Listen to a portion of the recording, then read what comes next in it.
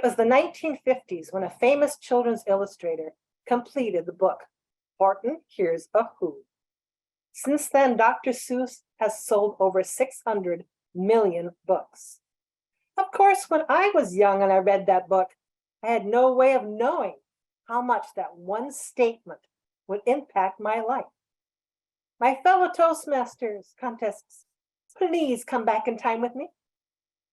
I was sitting in my favorite pub on the east bank of the University of Minnesota, Minneapolis campus. It was called the Improper Fraction. It featured free peanuts, cheap drinks, and live music. A young man said, "May I join you?" "Sure," I said, looking around. I had to look down. The person addressing me was a little person. That is how I met Tim, given the name before his parents knew he was going to be a little person. We found we had a lot in common. We both liked science fiction, movies, good food, and we had a lot of the same authors. We started dating. Dating a little person really gave me a new perspective on life.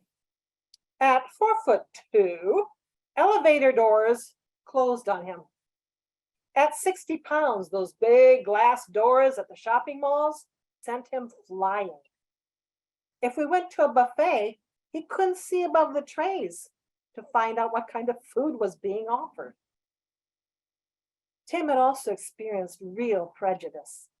He'd been a Kmart manager, little badge, full outfit, and a boy about 5 spotted him, and he was a man his own height. They were talking.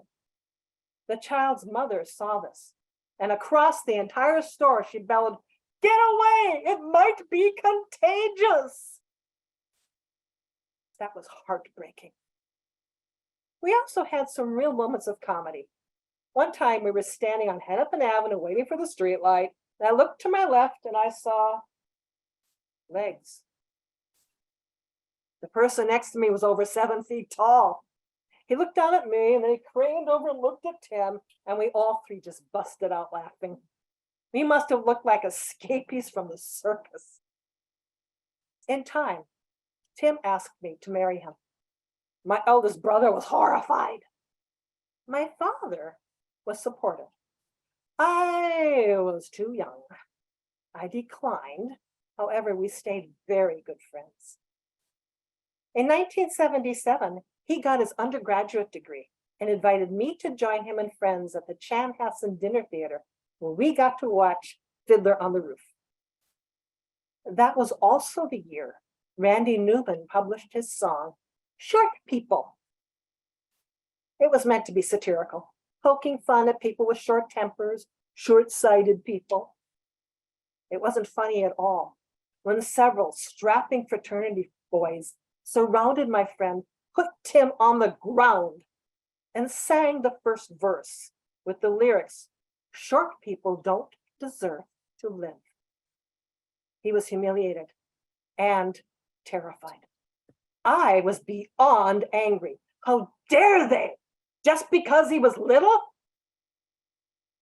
That incident spurred me into a lifetime of activism, beginning with the disabled community. I joined a student group, and among them was a young man on crutches with cerebral palsy, who also was a black belt in karate. His dream was to be an instructor and to own his own school. That man would become my second husband.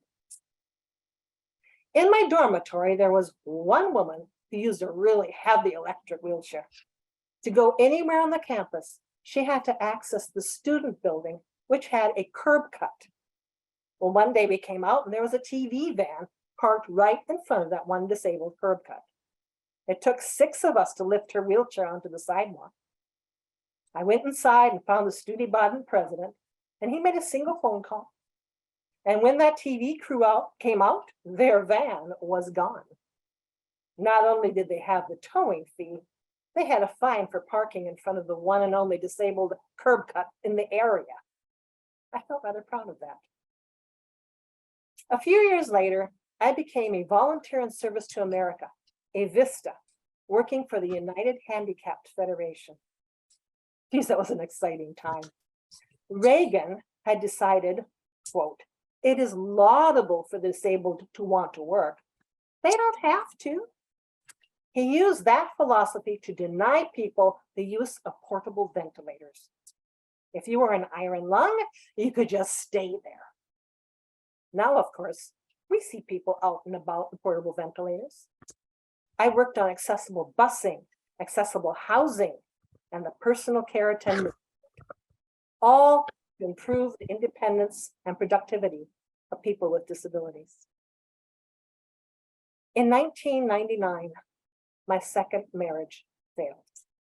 I had the opportunity to leave Minnesota and move out here to Oregon. Before I did, though, I had one sad duty to complete.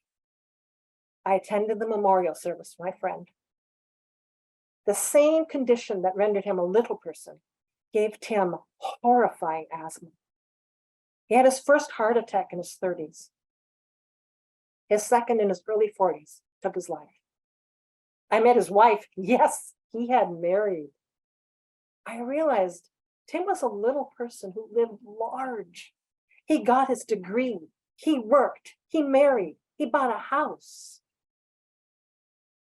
To that phrase, a person's a person, no matter how small, I would add, no matter their color, religion, or race, a person's a person in the first place. Befriend the different, the strangers, the elderly. You have no way of knowing how much you might impact their life or how much they might impact yours.